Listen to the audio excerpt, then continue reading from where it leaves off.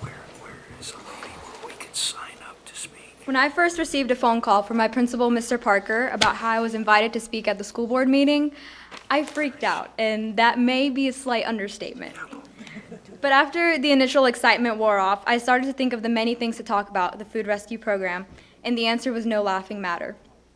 Unfortunately, there are many things one can talk about food waste, and I can sit here all day and throw facts and data and statistics, but that won't solve the growing problem in America. When one thinks of food waste, images of leftover food on your plate that were too full to eat come to mind. Or maybe throwing away a piece of fruit because it has a blemish or a scar. But for some people, the idea of perfectly edible, healthy food being thrown down the trash is not something they may think of, and that's the problem that we have today. As Ms. Stewart mentioned, I began a food rescue program at East Meck, and it's exactly what it sounds like. We rescue and recover prepackaged, uneaten foods, items that would have otherwise been thrown away. Now, there are many food rescue programs across the country that serve to rescue food items from restaurants, supermarkets, stores, etc. But there's one place that is often overlooked, and it's almost always overlooked in regards to food waste, and that is schools. According to Food Rescue, which is an organization in Indiana that works to educate people on food waste, and they work to implement these programs in schools and restaurants, over 1 billion food items are thrown away from schools across the United States. Now, 1 billion may sound like a big number, and for some that may not be able to wrap their minds around it, but I believe it. I recently did a TEDx talk at East Mecklenburg about food waste, and I asked the audience a few questions that I would like you guys to think about today. I told them, please raise your hand if you've ever seen any uneaten food being thrown down the trash at your school. I asked them, raise your hand if you've ever seen any food left at the tables at the end of lunch. And almost every single person in the room raised their hands. Not here, sorry. And I'm sure you can ask anyone here in this room, any adult who works at a school, any student at school, any person on the street, food waste is in school cafeterias is a problem. And you can ask anyone in the country, and they will agree with you. For some people, still at the event, seeing people raise their hands wasn't enough for them. So here's my response. Last year, East Meck was the first school in the Carolinas, and maybe the only school in the South, with the exception of Florida, with my knowledge, that has a food rescue program. And we collected 4,652 school food items that included milks, fruits, string cheese, and more that otherwise would have been thrown away. And that was just one school. Imagine how much is being thrown away in the other thousands of schools across the country, and now it becomes an issue.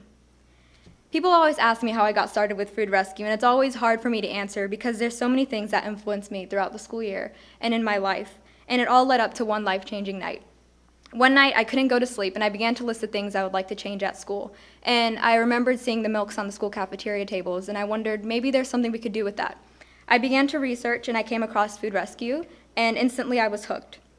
It took over 9 months of research, countless meetings with child nutrition and the health department, and 1 year later, East Meck had a food rescue program. A few months later, Food Rescue Director John Williamson gave me the honor of being the National Student Program Director for K-12 Food Rescue, my job being to help students across the country start their own food rescue programs. One thing I've experienced through my new position is that many people in schools are unaware of the laws that encourage schools to recover food. Under the Bill Emerson Good Samaritan Act, schools, restaurants, other groups, and people are protected from criminal and civil liability should someone get sick from donated food. And by the way, since the law has been enacted in 1996, there has never been a case when someone has been sick. In order to encourage schools even more, the National School Lunch Act was amended to give the same protection that the Good Samaritan Act offered, thereby making it no excuse for schools to not have a food rescue program. I cannot begin to fully stress how important this program is on so many levels. It makes an environmental impact, community impact, impact on hunger, and on lifestyle. Environmentally, when food sits in landfills, it starts to produce 21 to 22 times methane gas, which is more potent than carbon dioxide. And in order to alleviate climate change, as that is the current pressure today, limiting food waste is the place to start. On top of that, the food that was sitting in landfills could have been helping people in alleviating hunger and community hunger, which is a problem that we have today.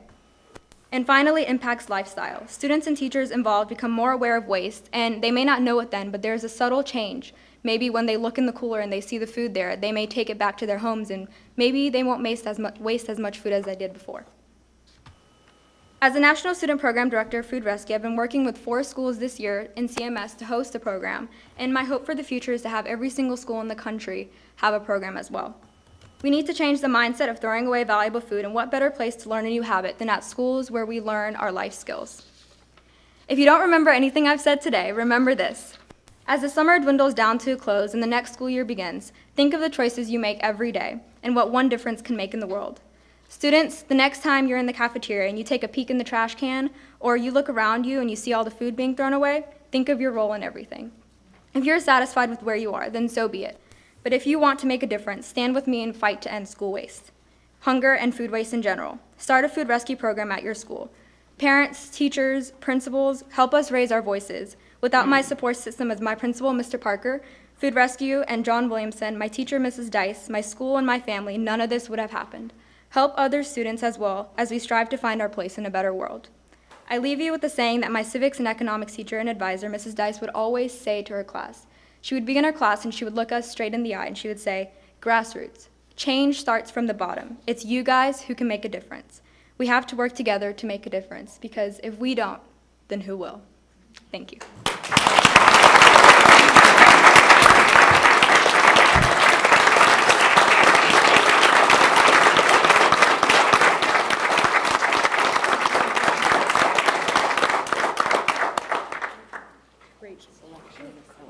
Thank you, Hannah, for the vision that you have to serve our community, and thank you for being our pledge leader this evening. And if your family would please stand so we could recognize them as well as Mr. Parker and Ms. Tara Sullivan. And Mr. Parker.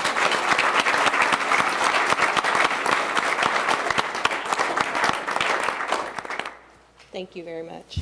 Eagles know how to soar. Oh, wow, that was really good.